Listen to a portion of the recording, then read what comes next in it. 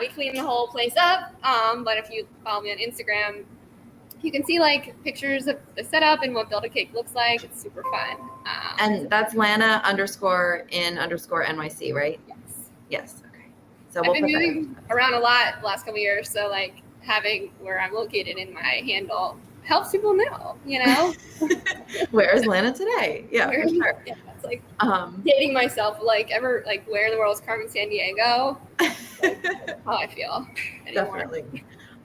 So Jacqueline, why don't you, since you're still on the screen, those of you who don't know us, I'm Beth Lawrence. I'm the chapter co-director for Philly. Jacqueline is my co-director. She also works for Startup Grind headquarters. Jacqueline, why don't you give an overview of what Startup Grind is for those who may not be as familiar? Sure. So Startup Grind is a global community of entrepreneurs. We have about 600 chapters worldwide that represent different startup communities and ecosystems within their cities and towns. We have a couple of signature events over the course of the year. So our biggest is called Global Conference. It's in Silicon Valley. And that brings together our global network. We also have an event in London that brings together our European network of entrepreneurs. But this Philadelphia chapter is really to bring together the local community. And each month we host a different entrepreneur or experienced mentor type that was really here to share their story with others and get some inspiration from and learn some just tips and trades of the industry that they represent. So we're excited to have Lana here. I will be going off screen to be background IT support. I'll be in the chat if anyone needs it, but I will pass it over to Beth, who will kick off the conversation. Jacqueline, and for anyone who has any other questions about Startup Grind, feel free to reach out to Jacqueline or myself. I'm so excited to welcome Lana today. So for those of you who may not know, I actually worked with this wonderful human being at a startup called Snap Kitchen in 2015 to 2017. Lana is an absolute powerhouse. We actually realized through working together that we kind of grew up in the same circles. So very, very small world, as you know, from Philly. She has Philly roots, and now she is at Milk Bar in New York City. Welcome, Lana Tallman. Yeah. First large urban, I've been introduced as a Tallman, so I'll take it. Super exciting. Adopting the new name. Beth Lawrence was the peanut butter to my jelly. And I so enjoyed and looked back on those days when we were literally grinding through the streets of Philadelphia, launching 9 locations in, I think 110 days. It's like the stat that comes to mind. 6 in the city proper, and then 3 throughout the suburbs of Pennsylvania, Philly burbs. Crazy, but and an app and all of that, everything. And all the things. So we had a great time, and I'm wearing, I don't know if you guys can see because I have my AirPods in, but I'm wearing my Wonder Woman earrings today, and there's a reason for that because Lana is absolutely a Wonder Woman. So I'm really excited to dive in. So Lana, first just tell us a little bit about yourself, your background, and your work in Philly. Obviously, you can touch on Snap Kitchen as well, but I know you have a very, very extensive background. You got it. I born in Philly, raised in South Jersey, went to the same high school as Beth, which we learned after we started working together. Fun fact as well, Holy Cross High School, go Lancers. Went to college in DC, to Georgetown University. It was an eye-opening experience for me. I'm so grateful to Georgetown for the rest of my life because I met some of my nearest and dearest friends, and also just felt truly like empowered to take on the world by the professors and resources and environment of the city. After leaving Georgetown, I went into practicing or working in corporate banking for PNC Bank at 16th and Market in Philadelphia. When I graduated from undergrad, I knew in my heart I always wanted to go to grad school. Specifically, I knew I wanted to go to law school, and I think a large part of that was because my aunt took me to take her daughter to work day when I was maybe in like third or fourth grade, and she was a secretary at a law firm in Philadelphia called Cosin and O'Connor. And the day was so empowering, so like exciting, and it just was this image and vision that was implanted in me from such a young age, and that was something I had my heart set on. So graduating from college, I was like, I'm going to take this opportunity in banking. I'm super fascinated by it, and I have a plan in the back of my head to hopefully go to law school one day. So fast forward, took the job at PNC. Also another, I would say, like, someone was looking out for me type opportunity. Going into it, I didn't know what it would be like or if I would like it, but I was intrigued by the people that I met in the interview process.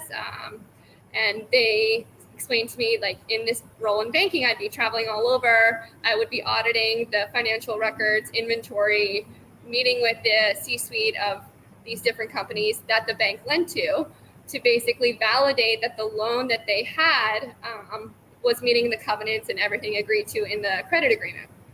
So I said, okay, sounds great. Like, travel, get to see businesses and companies with my own eyes, and do this from such a young age. Like, sign me up. Like, I want to be in it, you know? And there's a funny story with that. Like, I do know that one of the bank customers, like, remembers me to this day because they were a plant nursery, and rookie move. I showed up to the work day that day when we were going to be counting inventory, and it was a nursery, right? So it was like plants outside and like high, like, spiked heels. And they're like, what is she doing? Where is she coming from? I don't know. They match my outfit, but lesson learned, like, dress for the occasion. So since then, I tried to not make those decisions, but you never know. Or always pack sneakers in your backpack. Maybe that's the other thing. But was working at PNC, having a blast, amazing culture, amazing people. Did get into law school, got into Rutgers University, into their day and evening program. I was having so much fun at work at PNC that I really wasn't ready to leave that family. And I asked my leadership at the time, like, hey, I'm really thinking about going to grad school, specifically law. Would love to stay with PNC if you'll have me. I just will need to be in the night program, which is going to require certain, time constraints. Adjustments. Yeah, sure. And the leadership team was amazing. They said, yeah, Lana, like, we're committed to you. We're invested in you. You're invested in us. Let's make it work. And so stayed with PNC for 4 more years during the entire time that I earned my degree, and reached the end of that 6-year mark and was excited to consider staying. But there was also a large part of me that was pushing me to say, you know what, like, we earned this degree, like, let's actually go try and practice if the opportunity affords you. And that's where I was able to secure an opportunity with Blank Rome, which is a Philadelphia headquartered, incredible law firm. And they had me and brought me on, and I had an amazing experience at Blank Rome where I was doing the type of law that I was accustomed to in finance, because we would use lawyers all the time for documenting our loan agreements. And PNC had actually had a really great relationship with Blank Rome. So it felt like a really natural evolution of my career at the time. And Blank Rome welcomed me with open arms. I worked with some of the best and brightest people I've ever met in my life. Their work ethic and business acumen and just investment in their people was best in class. And so I practiced. That's amazing. Yeah, it was like amazing. And I was in Philly, and so didn't have to move at the time, just moved over a couple blocks, still seeing all my PNC folks, friends and family, and loved it. And, did practice law for just under 3 years. And at the time, in my 3rd year, I was like thinking to myself, is this the path? Like, do I want to keep marching down this legal path, or is my intuition and gut pulling me in a different way? And that's where I just kind of looked myself in the mirror. I was turning around 30 at the time, and I said, you know what, Lana, like, let's think about it. Like, what are you truly passionate about? What are your core strengths? Where do you see yourself as your career progresses? And the things that kept bubbling up were people, creativity, being a little bit like of a hustler. Just a little, just a tad, just full-time job in law school at night, hustler level. That's all. Yeah, it's just like, I'm in it for the grind. Like the grind is what keeps me up. You know, Beth, like, you know how we do. It's just, I live for that. And, having autonomy to kind of like make decisions and make things happen and make connections. And when I thought about that, I said, you know what, Lana, like you have an incredible foundation of financial acumen through PNC, and now this, you know, advanced legal acumen through your training practicing law. Get back in the business side of things. Like you've never been in it. You've been in you've been in services for the first decade of your career. Why don't you get on the operator side and roll up your sleeves and just get in the business? Start talking to the guests, start talking to the customer, start thinking about the product, ways to market it, all the things. And I was like, you know what, I need to be like in operations. Amazing. And so it wasn't just like, you know, I'm an operator now. It was like, but that would help hone my vision. And I said, all right, cool. I think I want to roll up my sleeves a bit. What areas do I want to be in? And I was like, well, what do I enjoy doing? Food, dining out, entertainment, hosting events, sports for sure, a little bit of fashion, but really like hospitality were like the core buckets. So food, hospitality, events. And with that, I started my search, and I came across the company, Snap Kitchen, that we met at, that was coming to Philly. And I read about them, and I was like, okay, they are in food. They're in fitness. Also a passion play for me.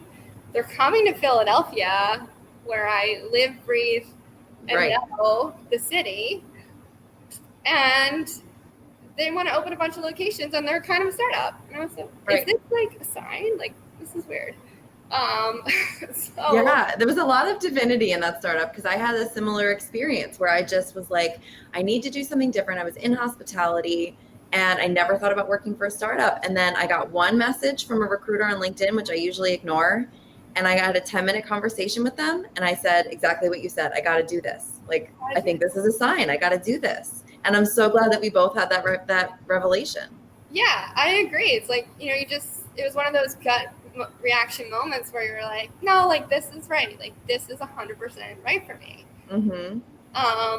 So one thing led to another, had the interviews, created a project plan for how I would work with my team to roll out the concept in Philadelphia, and got hired for the job.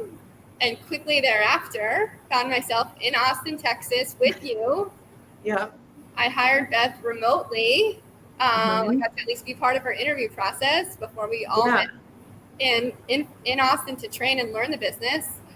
And 6 weeks of training with the manager team that we hired, sent back to Philadelphia, and that was it. We were off to the races. We got to launch these locations, build a brand. You know, we're meeting with PR firms. We're sitting outside of the retail brick and mortar locations in the dead of winter, saying, anybody going to come to these open call nights? Like, when literally the concept only existed in Texas and had just opened in Chicago at the time. So there was no... And we were rebranding, remember, also. So we had that. For those of you who are, you know, founders and also in marketing, like, you understand a rebrand is a huge deal, especially when you're in the middle of launching a new market. So Lana and I and the team, we had no collateral. We literally just had, like Lana said, the grind. We had like introducing ourselves to people and being ambassadors for the brand without any kind of tangible things to hand out, but it really wound up working. So coming from that legal background, like, what do you think what was the transition like into hospitality? Like, what did you use? What like skill sets did you wind up using in that transition? Great question. I would say communication, both verbal and written, were key, and organization. Having those two foundational pieces or two foundational skills were critical to our communication together as a team, our communication with city hall or licensing or contractors or PR firms. Understanding if you don't know the answer to just remain kind of reserved on it until you can take a moment to go unpack behind the scenes and find what that answer is. That was something I definitely took from the laws, like, always wanting to speak with an exact response. And if you don't have that, then be comfortable enough to say, I don't know the answer, but I'm going to go find it, because I want to provide you with clarity.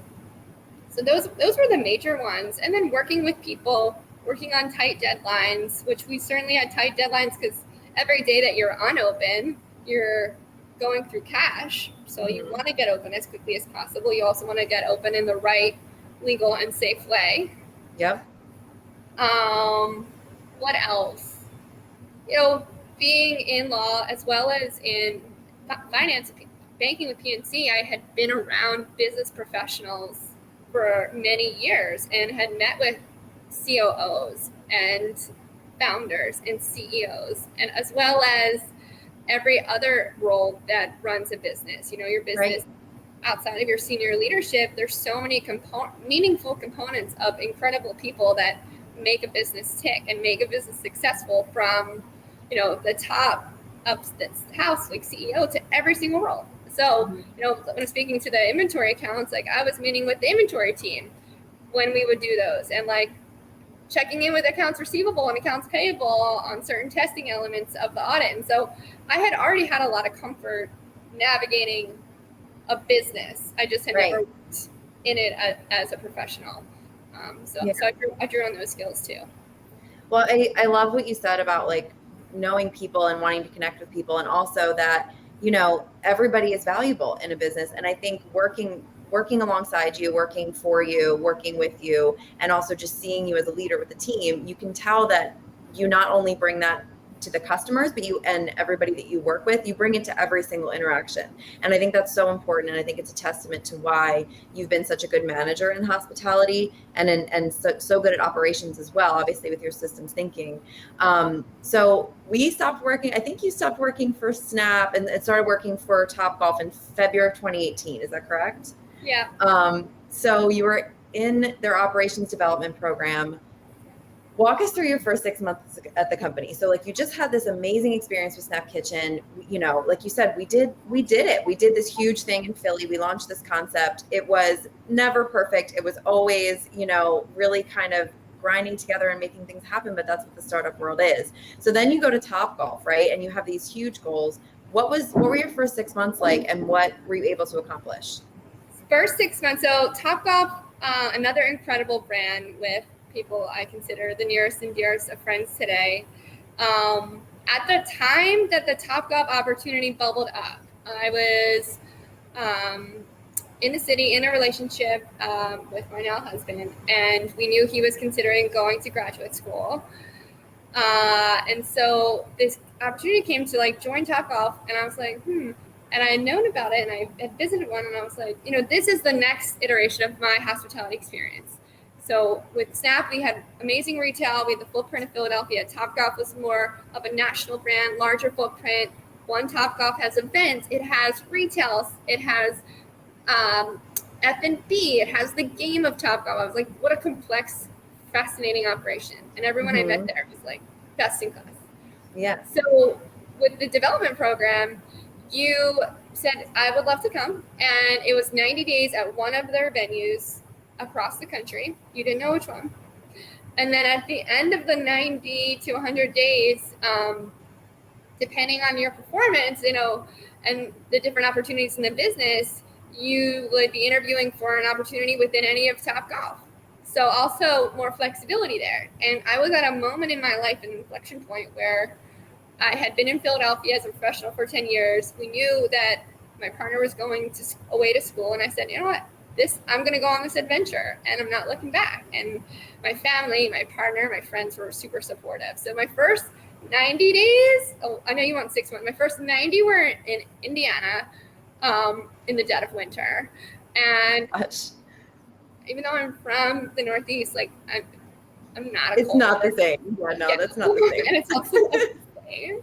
Yeah. But I was here for it. And so I was learning the business. I was running shifts. I was opening. I was closing. Topgolf in Indiana closed at 2 a.m., which means really you're getting home a little bit later than 2 for sure, depending on how the volume of the night, working Saturday, Sunday shifts, working behind the line with all the chefs, working with the events team, working as a bay host, which is their nomenclature for a server, and just getting to know the guest. And so I learned it through and through, running through every role. And then at the end of my time in Indiana, was offered the incredible opportunity to be the director of a location in Houston, Texas. So I found myself moving out to Texas.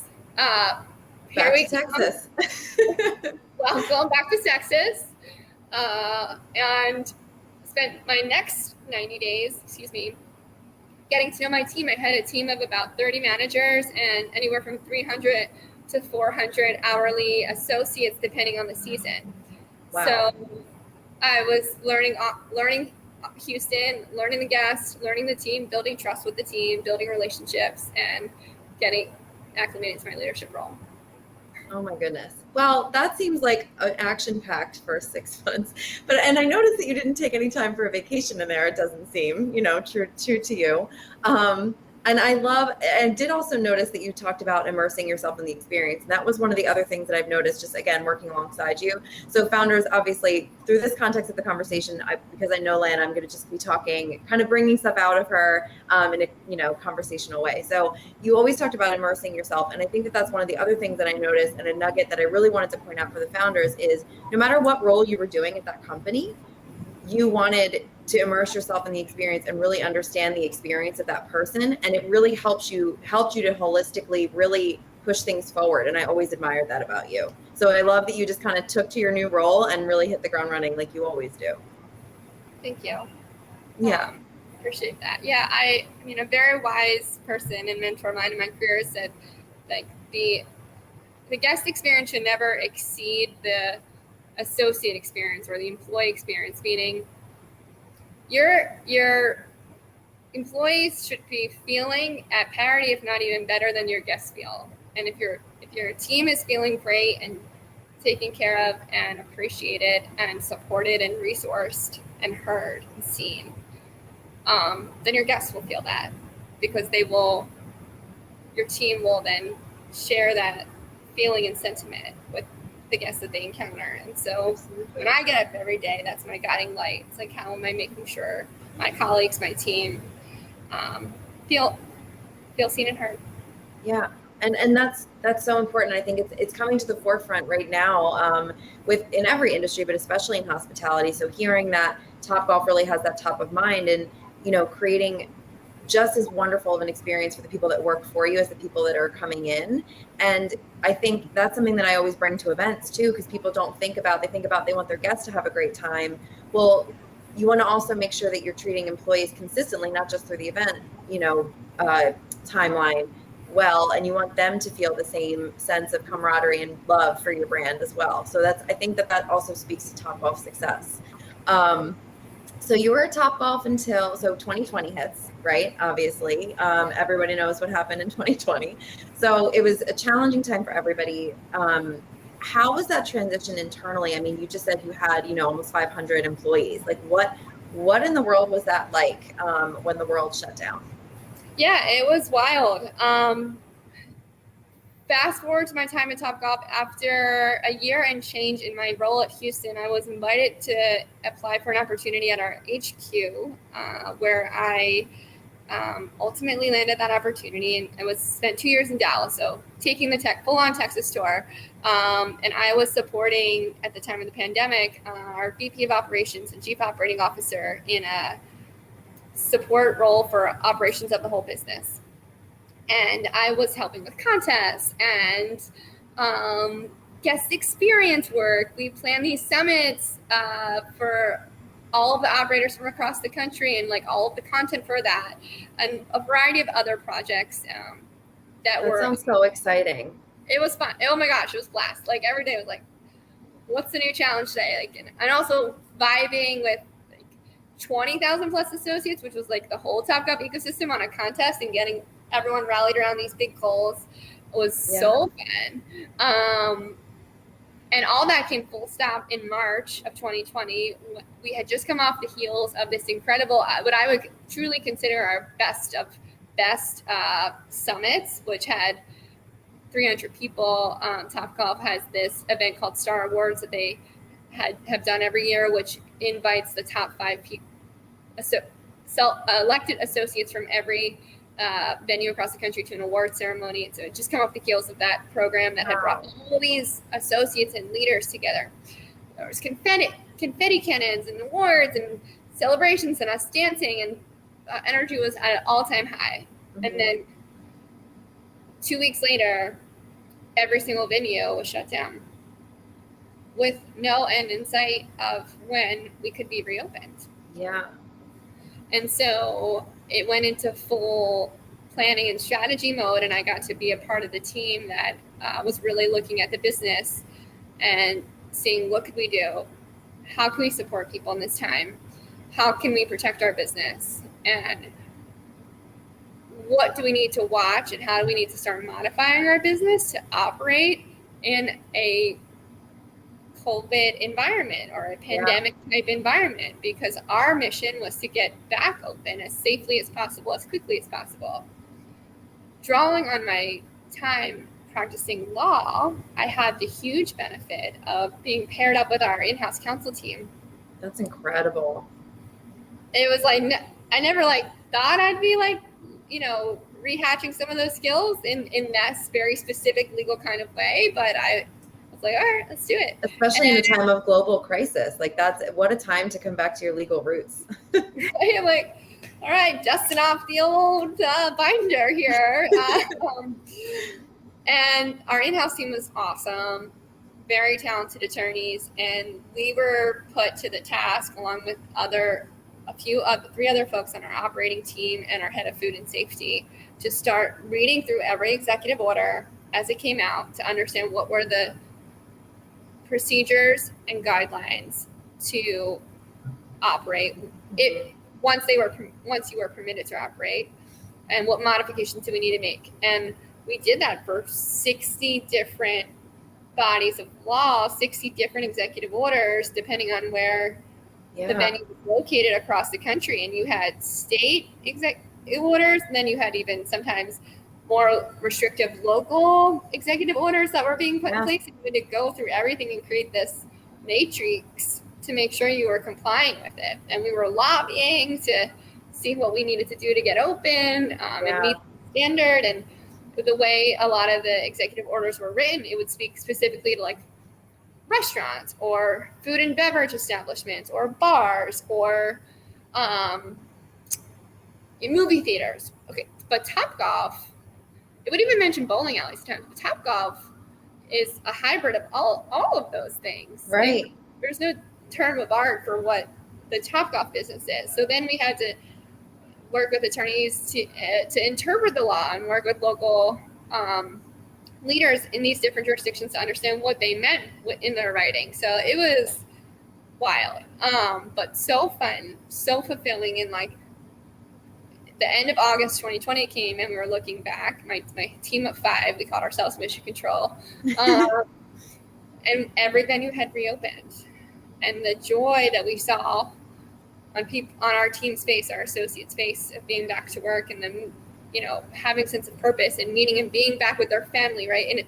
In a venue where there's anywhere from 200 to 400 people that you're working with, that becomes oftentimes a second family for you. And you absolutely, you've been in restaurants, Dave & Buster's, big operation, and you crave that, you miss that. And we were all so isolated, at least physically, during the pandemic. And so to be able to reconnect the team with each other was very fulfilling for me and gave me a lot of joy.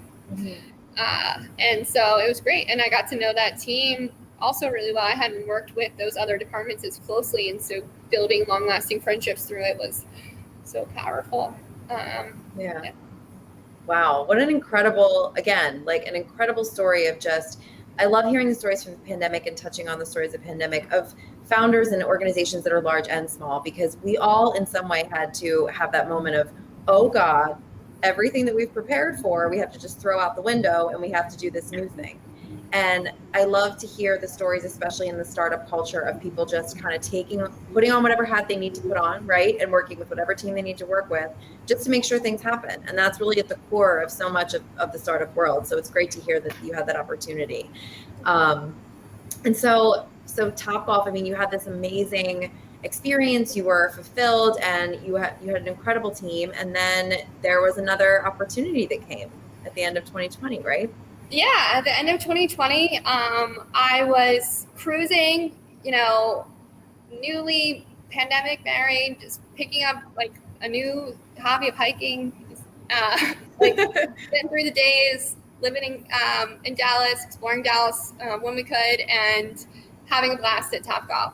And an opportunity came knocking on my door. It was a recruiter that was looking to fill a role at Milk Bar, and I wasn't looking, but I took the call and I spoke and learned more about the opportunity. And once I read it, I was like, oh my goodness, like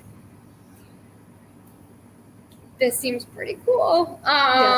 Getting to, work with bakeries from all across the country, getting to be creative and think about ways to offer the Milk Bar indulgences in all kinds of different ways. I just was like, okay, this is piquing my interest a little bit. Like this is a cool role. So I said, okay, let me learn more. And from there, I got to meet with a lot of the leadership team, and each person I met was so impressive and well spoken and thoughtful and inspiring in their own accord. And the more I learned about each of them, the more I was like, wow, I could certainly see myself enjoying working with this team, learning from this team, and being inspired to get to be really creative and entrepreneurial in this role, because Milk Bar too has like an incredibly entrepreneurial spirit.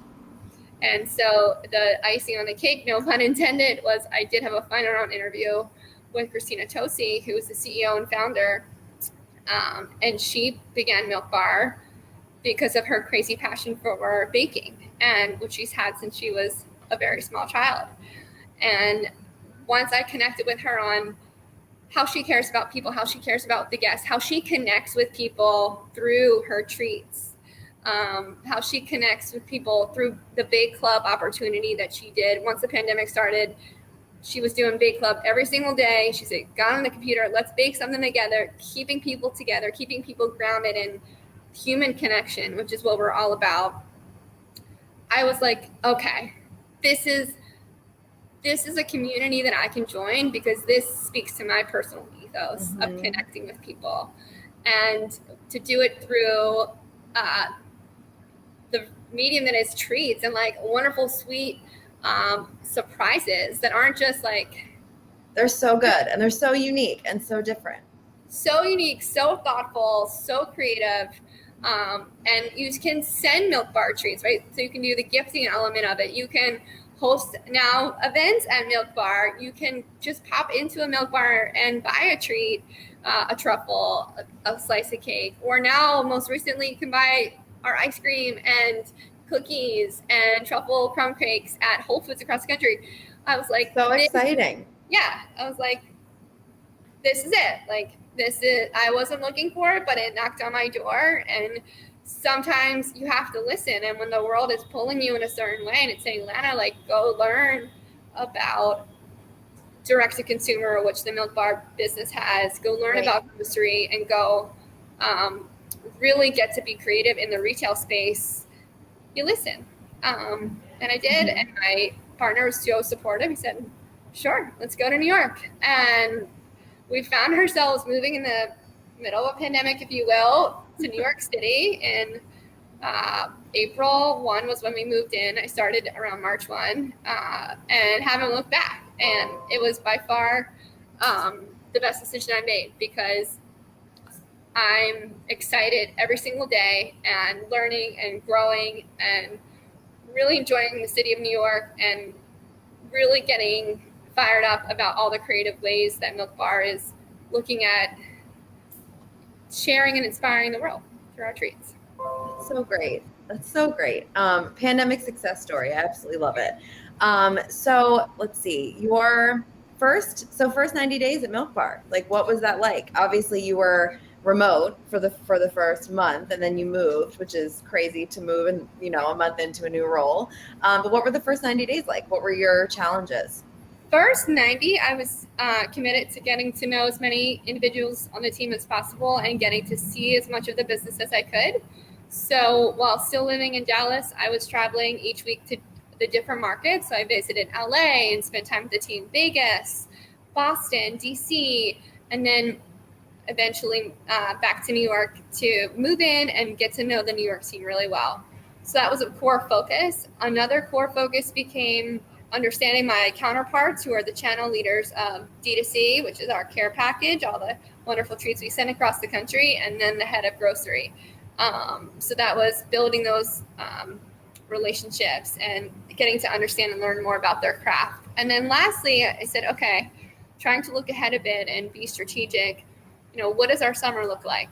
There was starting to be some clarity around maybe the world's opening up potentially. Maybe we have more walk-in traffic where, having a large representation of bakeries in New York City, where are we capturing our summer guests? And so I said, what about pop-ups? And my focus was a pop-up that we did at Montauk. We partnered up with a resort called Gurney's Resorts, and we launched 2 locations, which are doing awesome out in Montauk right now. And we were able to really stand it up in 10 days. We took over a prior existing space, and now 10 days. Wait a minute. Pause on that for a second.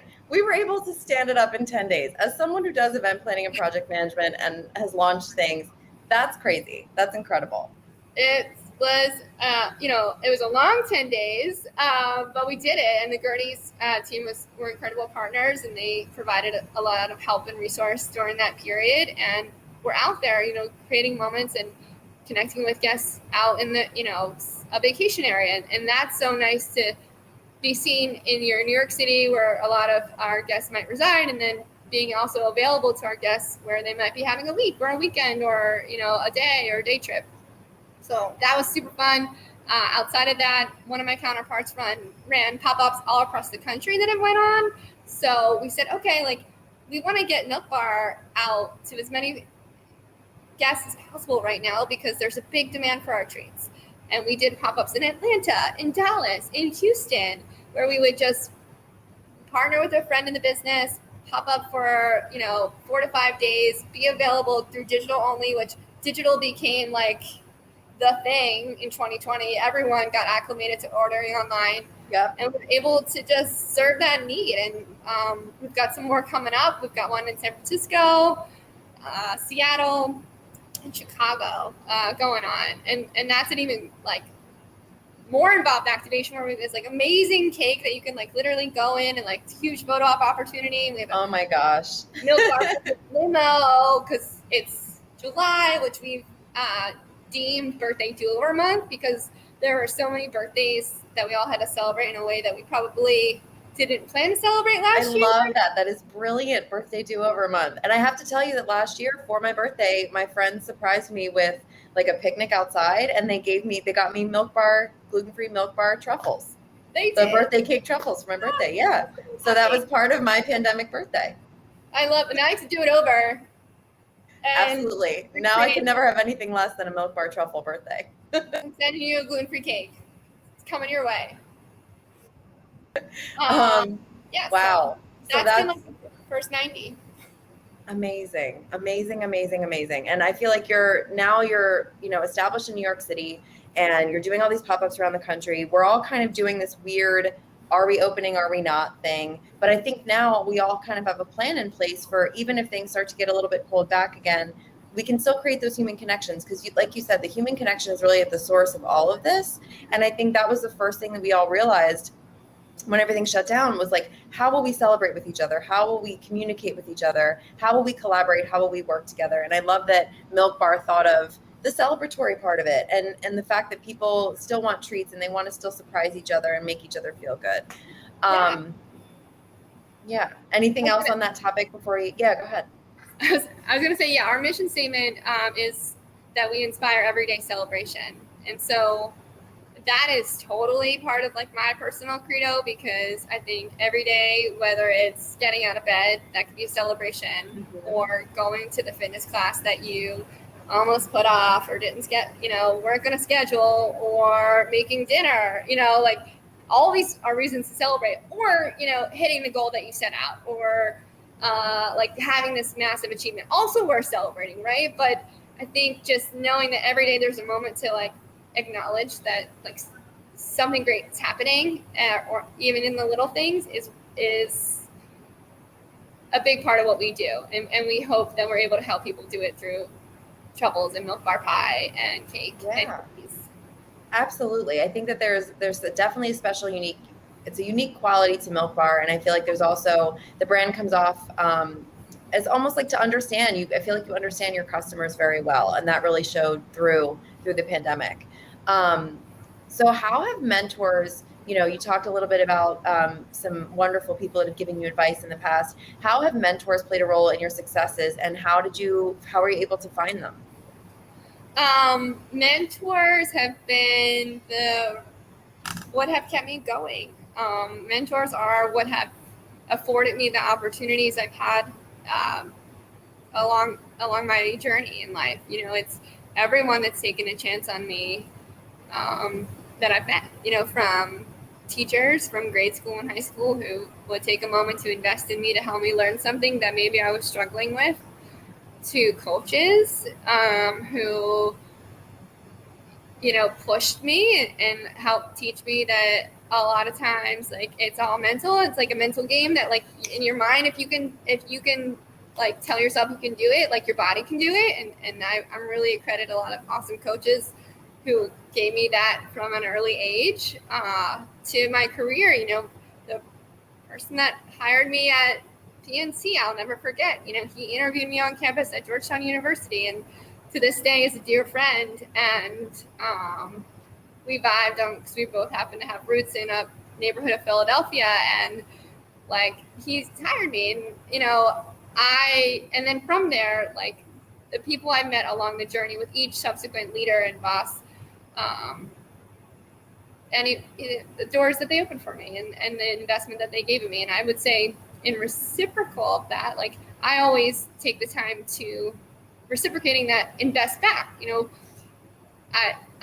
I consider every day kind of like, how can I give back in the most meaningful way to the people that I'm around? And I always consider myself in service of others. And so, I think having that mentality has really helped strengthen and build connections across my career.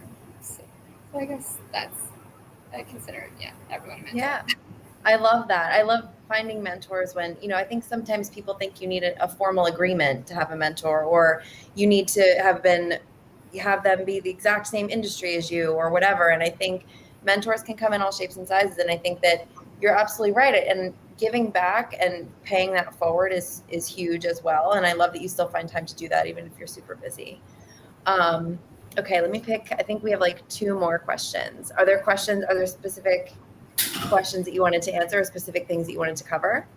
I would say, like, getting back to the mentors section for just a second, a large part of what I also try to do to guide myself and my actions is making sure I check in on people, because we all go through stuff, right? Like, we all have tough, like, hard days, challenging days, stuff that maybe we're not bringing to the workplace, but you've got it going on. And I have as I build relationships, I also try to take moments to just check in on people and say, like, how are you? Like, really, how are you? And, like, how are you doing? And is there anything I can help with? And I also think that goes a long way, remembering that we're all human, and that we're all in this, like, big community together. Yes, that is huge. Remembering that people are human. I think that was something that the pandemic forced a lot of. I think that forced that thought pattern of, like, these aren't just people who I have hired to produce for me. They are, they're individuals. They have, their own home life. They have their own situations. They have their own family situation. There might be something externally going on that I have no idea about. And I think that moment of like collective grief, when we all were kind of going through similar things at the same time, obviously to varying degrees, I think that allowed us to all kind of sit for a second and realize that day to day, there will be days where maybe you do need a rest. You can't work or you can't push through it. And and as a leader, making sure that you check in on people is so, so crucial. So I just want to commend you for doing that. Okay, so I would love to know what your proudest career moment is. Oh my gosh. Proudest career moment. That's a big one. I know, just a loaded question. I would say the first day we opened a Snap Kitchen was huge for me, and you were there with me, Beth. Agreed. Great. Yeah. Because it was uncharted territory. I had never opened a business before. It was in my hometown, right? So there was also some eyeballs. Yeah. I also felt a duty to the team, right? Mm-hmm.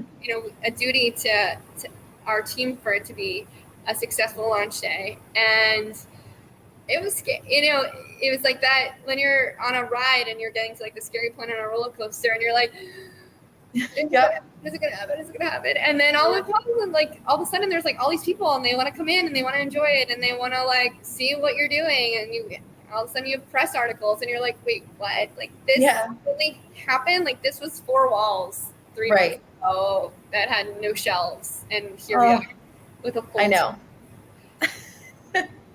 It was Snap Kitchen. And for those of you that are familiar with Philly, it was in Old City and it was on 3rd and Market. And I remember opening the doors exactly as Lana is saying and thinking, is anyone going to walk through these doors? And it wound up being it was a success. And it was just such it was definitely a sigh of relief, but it was also, like you said, right before you realize that the ride isn't over. It's just starting. It's starting. Yeah. But you have that adrenaline now to take you through. Yeah. And it's like, it got back to like, you can do anything. If you put your mind to it, more likely than not, you can achieve it, what you're setting out to do. And that experience definitely taught me that. So that was a huge one. And then, all the other breaks I've had in my career or the different organizations I've had to work with, I would say that when I received the offer are pivotal moments, because I'm so honored to join these different communities and support them and learn from them, and hopefully they learn from me too. Amazing. So I think I have one final question, and it's just a fun one. So what is your favorite Milk Bar treat? We mentioned when we first got on that you were doing a cake building something today, which sounds amazing. Your shirt says strawberry shortcake. So I just want to know, what is your favorite Milk Bar treat? So I'm secretly obsessed with this item we just rolled out, which you can actually make at home. It's the Milk Bar Sammy. Okay. And we take 2 of our chocolate chip cornflake marshmallow cookies that you can buy at Whole Foods or Target or any grocery. They're soft baked cookies. And we hard scoop our new pint ice cream. We have 4 new flavors, but this one's called birthday cake. And we put it in between the 2 cookies. Oh my goodness. I know. It's it's ridiculous. And it's cute, and it's handheld, and I love a good handheld moment. And we roll it in sprinkles. And then it's oh my gosh, it's pops of colors. It's so photogenic. I love that. I know. And you can hold it, and it's perfect portion size. Eating the whole thing, I'm so satisfied, so revved up. And I can make it at home now. So we offer it in bakery, which we're fired up about and love providing to our guests and seeing them eat it across the streets of New York City and LA and all the different areas we're in. But then the fact that I can also tell friends hey, you can totally make this at home at your next barbecue. So easy, such a fun activity for the kids or a group thing.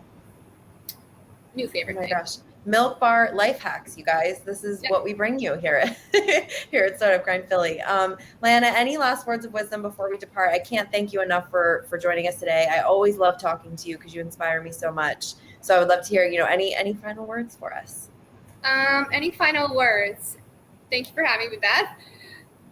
I would say just get after it every single day. Whatever you're thinking, whatever that itch is, that fire in your belly, like listen to it. I've been listening to mine for a really long time now. And I would say, especially since moving into the startup space, it's been all gut decisions.